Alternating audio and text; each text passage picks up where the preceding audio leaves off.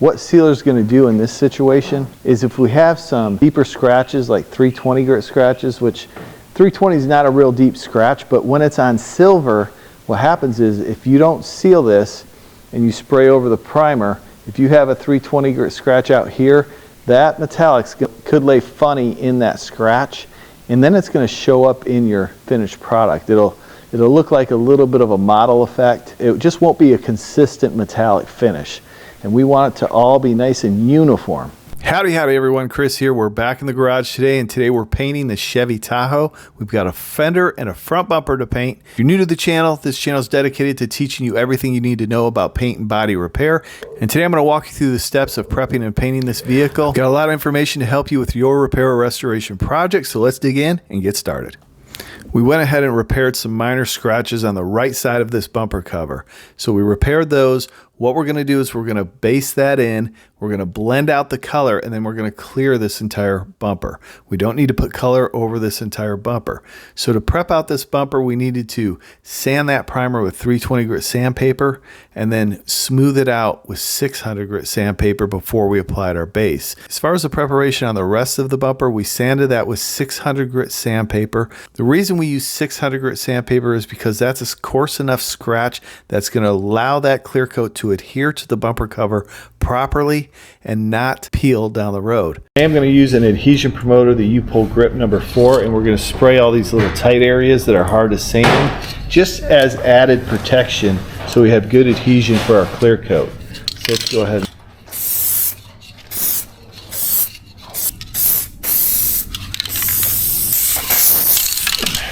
Okay, so Darius went ahead and mixed up some sealer. So we've just got a little bit of sealer right here, okay? We use this upol for our sealer. It can be used as a high build primer, a primer surfacer, or a sealer.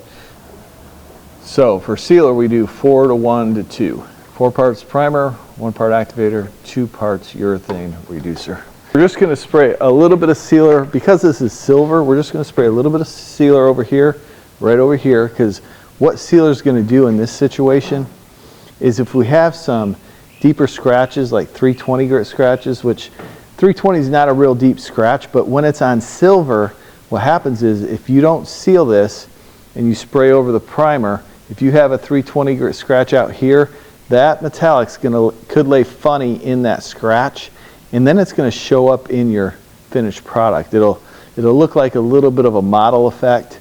It just won't be a consistent metallic finish, and we want it to all be nice and uniform. Right after I seal it, I'll probably apply just some of this upol blend number 9. This will just soften that edge of the sealer. Now that's not absolutely necessary, but I have it on hand, so I might as well do it. Darius is getting really good at masking these off, prepping them out. Very helpful. I don't even have to go over his masking jobs anymore because I know they're going to be perfect. Darius is just wiping this down with some isopropyl alcohol.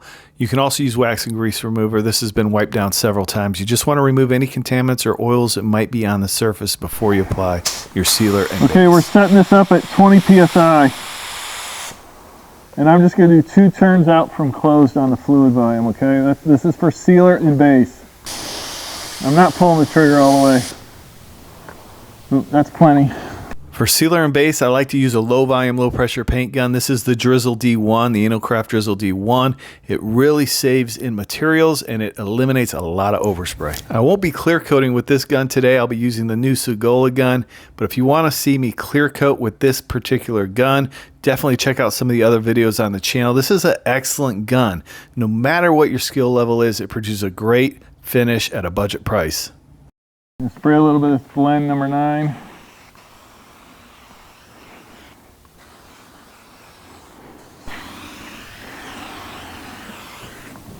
That's good. We're using the Nason XL for our silver. We're going to leave the air pressure the same. I might bump up the air pressure like to maybe 22, but we're going to leave the fluid volume the same, and we're going to open the fan pattern wide open. So it's a little bit dark painting this bumper cover. That's always a struggle when you're painting an open garage, is not having enough light. So I put on this Gunn Bud light. This is an inexpensive light that's going to help you see in those areas where you get a lot of shadows or something of that nature. You can check it out. I'll leave a link in the description.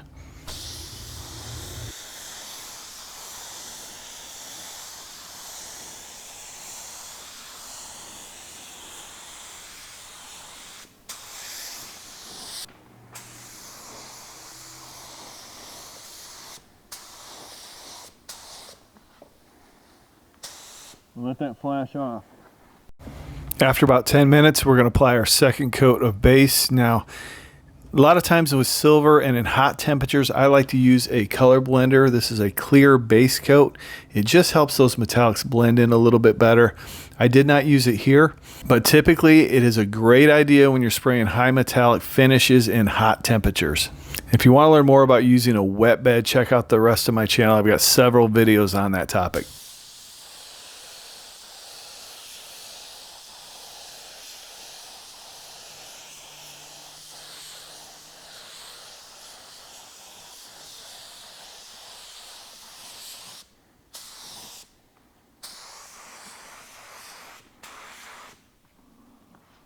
All right, one more coat.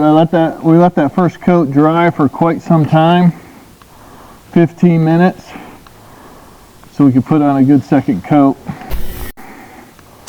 So now we're just going to do an orientation coat.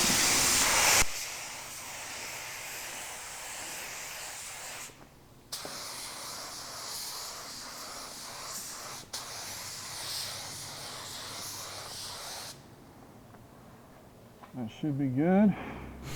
With an orientation coat, the only thing I'm doing different is I'm moving back from the panel 2 to 3 inches. I'm going to cover the repair area and then blend out into the rest of the panel. That's going to give us a nice uniform finish in our metallics and help the blending process.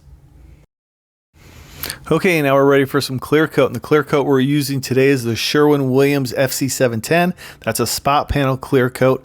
It mixes up 4-to-1. It's a high solids clear, so that's 4 parts clear and 1 part activator. We're going to make our gun adjustments, and these are just a guideline for your gun adjustments. We're going to always have our fan pattern wide open. Our fluid volume is going to be turned open 2.5 turns out from close. So I'm closing it all the way, 2.5 turns out. And then I like to set the air pressure on this particular gun at about 27 PSI. I'm still playing with it, but that's what I like so far. Now, as far as putting on our first coat of clear, we're not worried about making it perfect, our first coat. We want to have nice, consistent passes, a consistent speed, and a consistent distance from the panel at all times. We're going to overlap our passes about 75%. And if it doesn't come out perfect on your first coat, that's okay, because the second coat is where we're going to really slick it out and make it look like glass.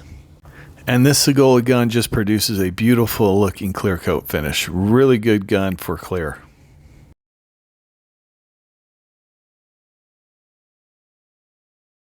So I almost forgot to try out my new Sagola light. They have a proprietary light for their guns in particular, and this thing is awesome. It works so well, but it's made for the Sagola guns. I have the Sagola clear coat gun and the Sagola base coat gun, so we're going to try that out today and see how well it works.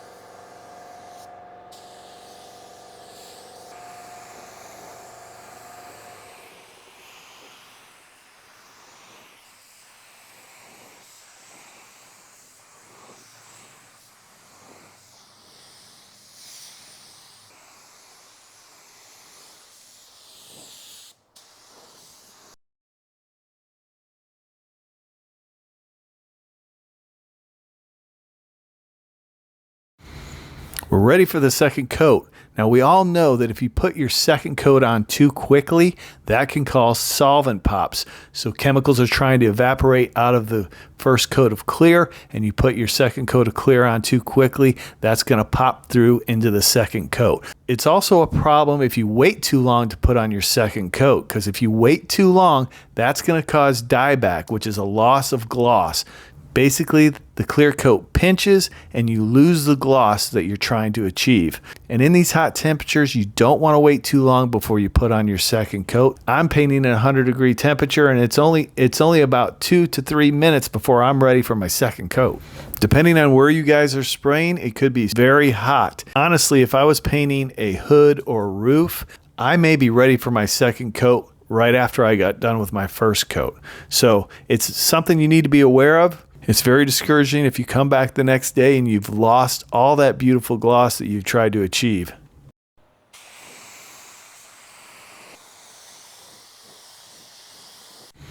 On the second coat of clear, the only thing I'm going to change a little bit differently is I'm going to slow down just a bit.